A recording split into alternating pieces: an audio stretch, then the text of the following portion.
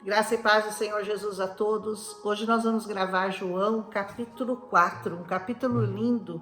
Fala sobre a mulher samaritana, que vai dar uma lição pra gente, né?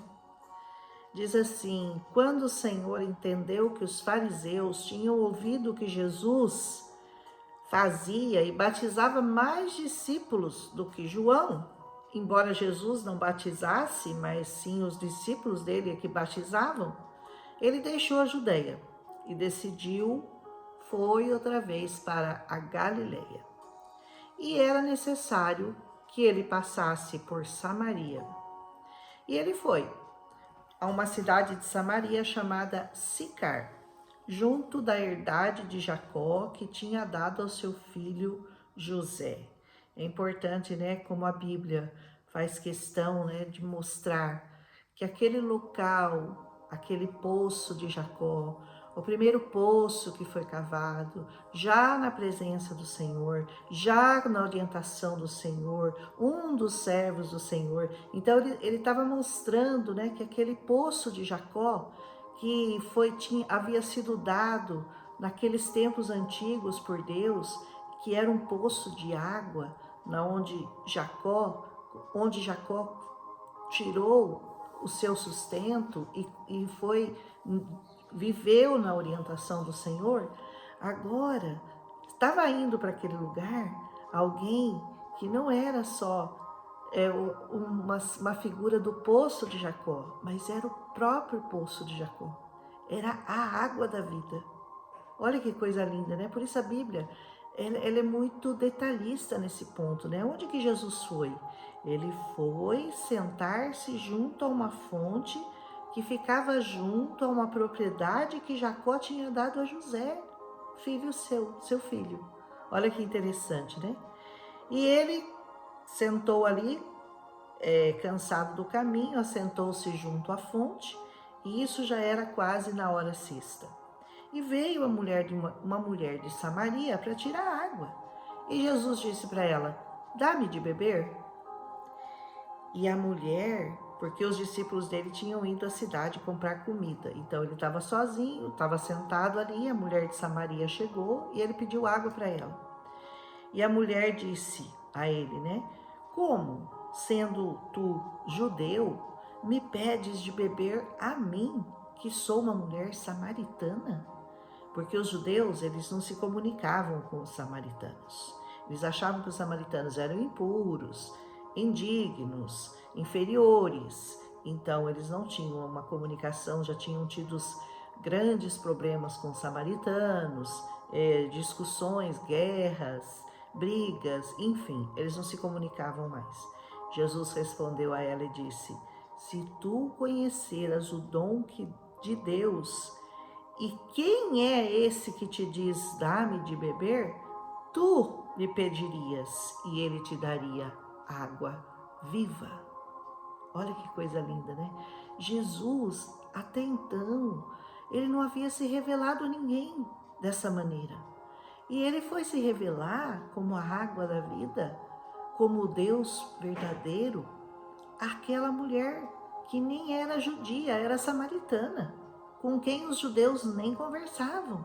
Como Jesus estava preocupado, como Jesus tinha intenção em mostrar ao mundo que ele viera não somente para salvar os judeus, mas sim salvar todos os povos, de todas as línguas, de todas as nações.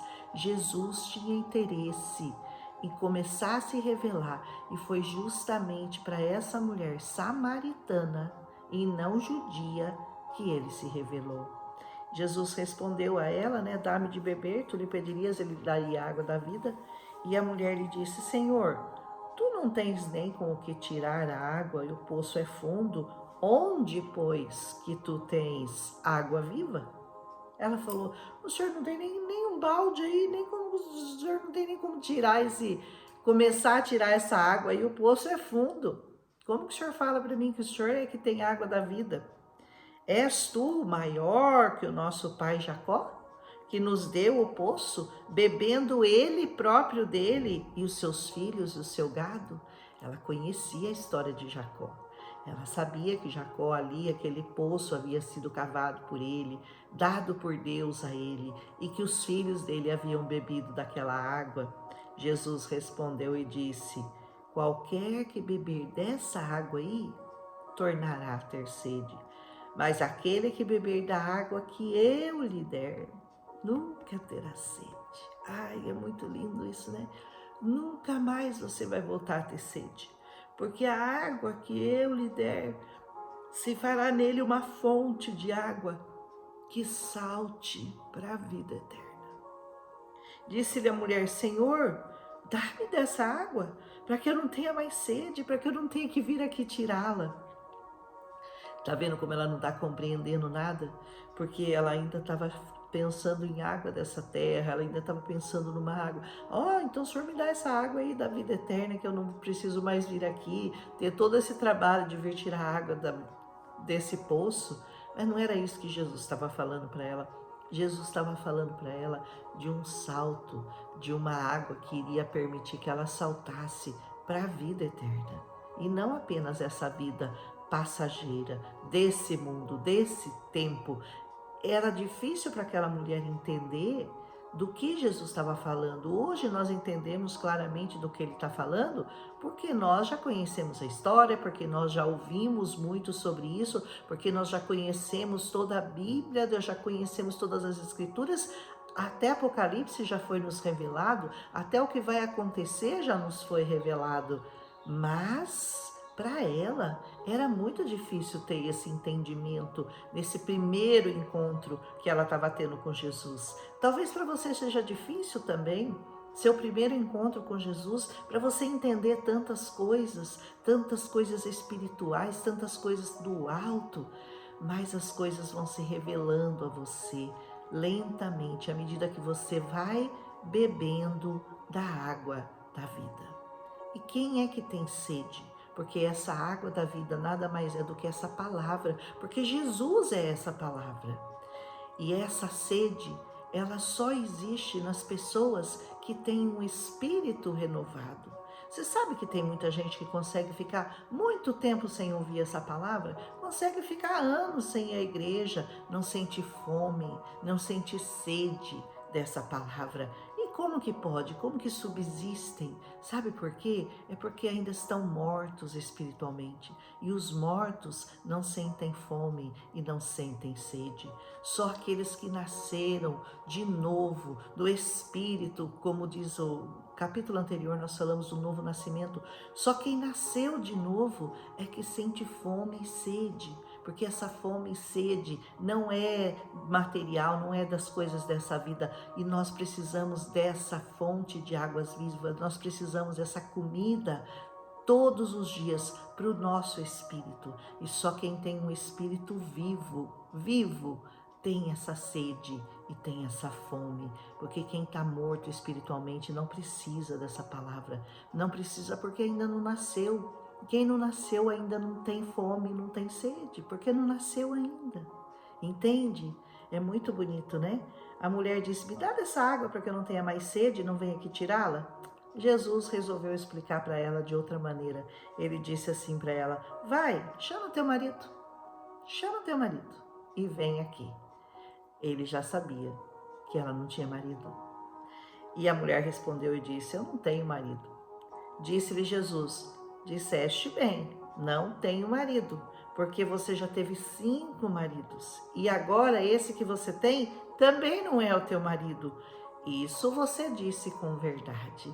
Aquela mulher já tinha tido 5 maridos, por isso Jesus tentou explicar para ela de outra forma quem ele era. Por isso esse convite dele, né? Essa ironia: vai buscar o seu marido que eu explico para ele. Explico para você, explico para ele. Ele já sabia que ela não tinha, mas ele precisava se revelar a ela de alguma forma.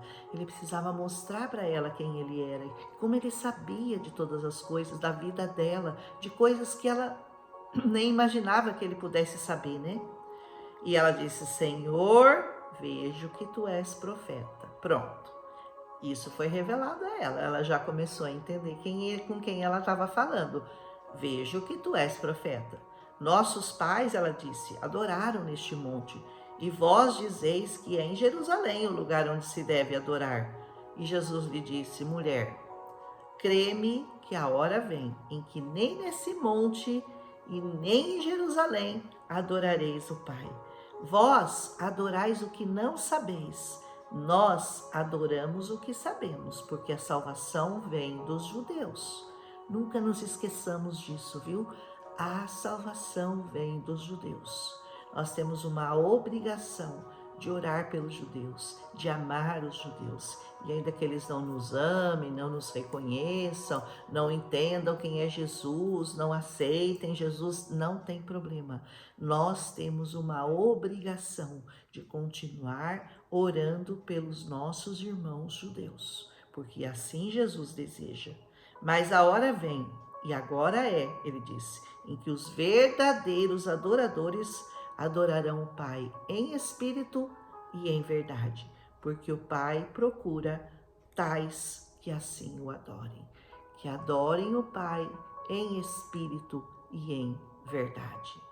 Sabe como é adorar em espírito e em verdade?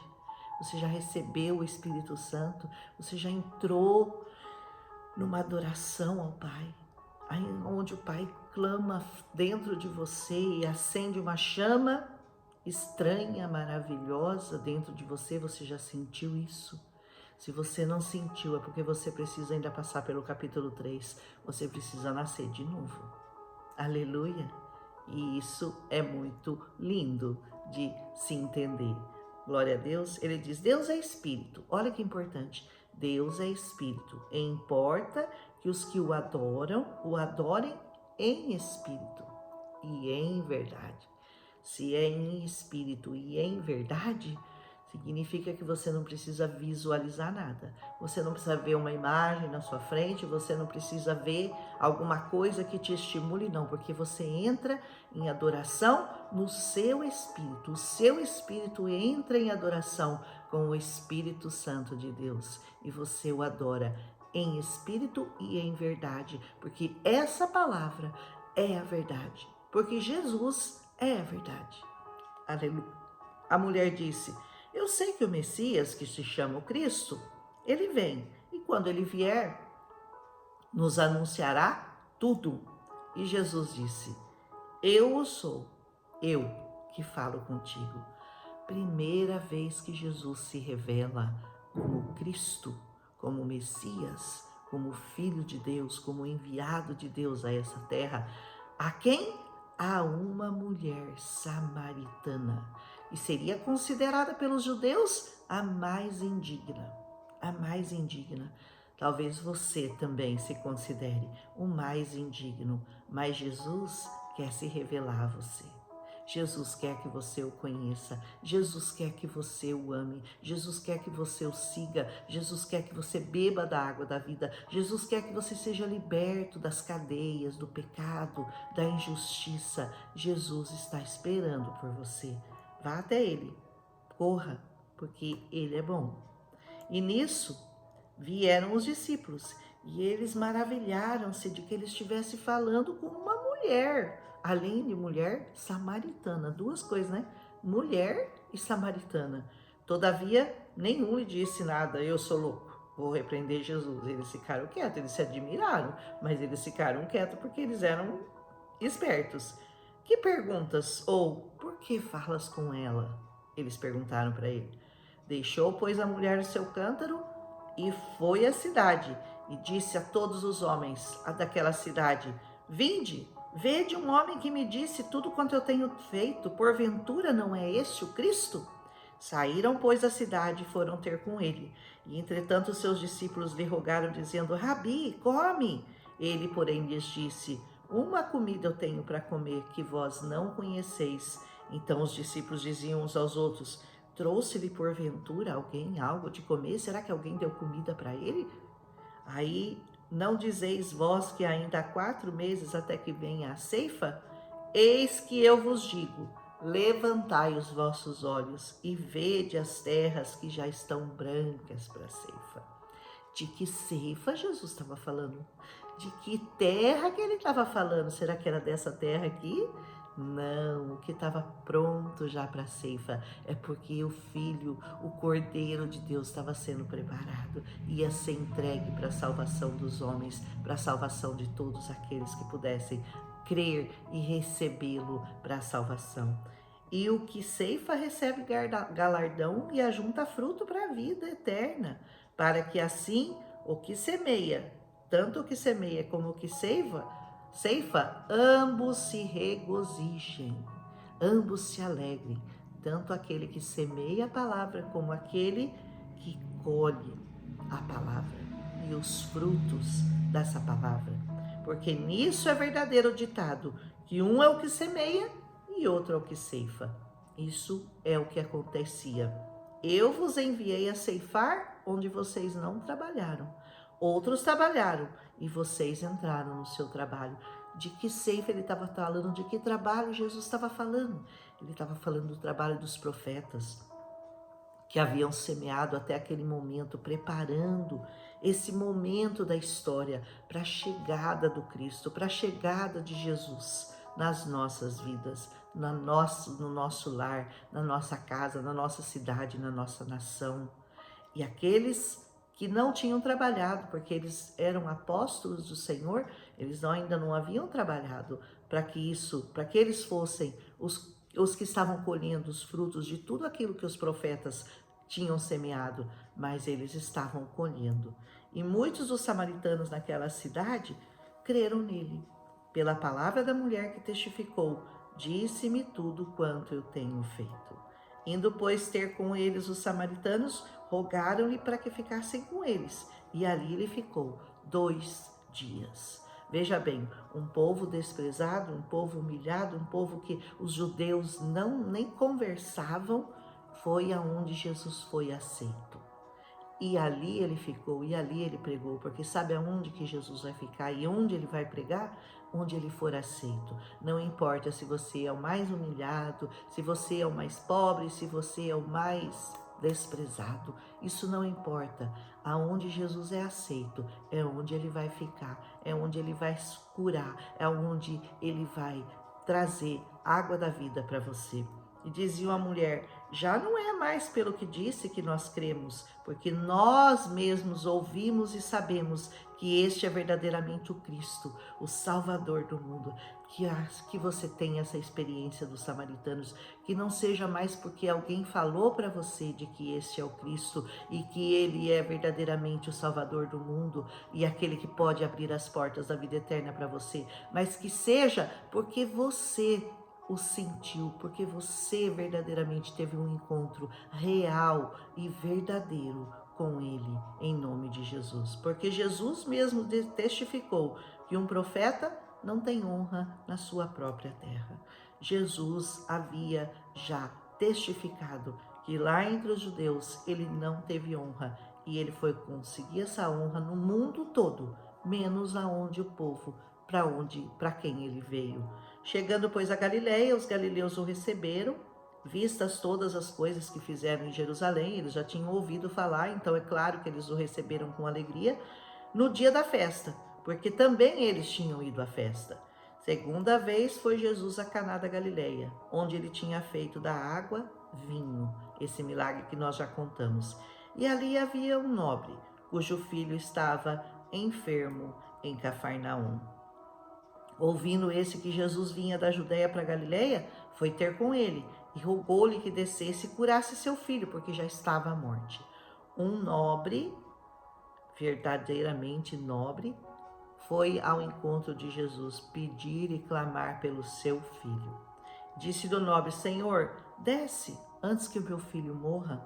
Disse-lhe Jesus: vai, teu filho vive. E o homem creu na palavra de Jesus, disse e partiu. Ele acreditou numa palavra de Jesus. Jesus disse: pode ir lá, vai, seu filho está vivo, seu filho vive. E ele creu e foi embora. Descendo, eles logo saíram ao encontro dos seus servos e anunciaram, dizendo: seu filho vive. Aleluia. Boas notícias, né? Quem crê no Senhor recebe boas notícias. Aleluia. Perguntou-lhe, pois, a que hora se achara melhor? Eles lhe disseram: ontem, às 7 horas. A febre baixou A febre baixou e o deixou. O pai, pois, entendeu que aquela hora é a mesma em que Jesus lhe disse: teu filho vive. E ele creu. Ele e toda a casa dele. Que você tenha essa alegria, essa felicidade, que você creia, não só você, mas toda a sua casa possa chegar ao conhecimento completo de Cristo Jesus. E Jesus fez esse segundo milagre quando ele ia da Judéia para a Galiléia. Aleluia, que Deus abençoe você, que você tenha aproveitado bastante esse capítulo de João 4, muito bonito. Duas coisas importantes aqui, né? Aquela mulher samaritana, a revelação de Jesus para ela, de quem ele era verdadeiramente, a água da vida, que essa água da vida jorre na sua vida, muito. Aleluia! Se você gostou, deixa seu like, compartilha com outras pessoas, e a cura desse filho, desse nobre, que foi assim, uma coisa também incrível, com uma única palavra Jesus disse: pode ir embora, seu filho está curado. Você que pode crer no Senhor Jesus, ele te diz hoje: creia, e aquilo que você tem colocado diante dele já está feito, depende da sua fé. Amém? Um abraço em Cristo Jesus, até amanhã.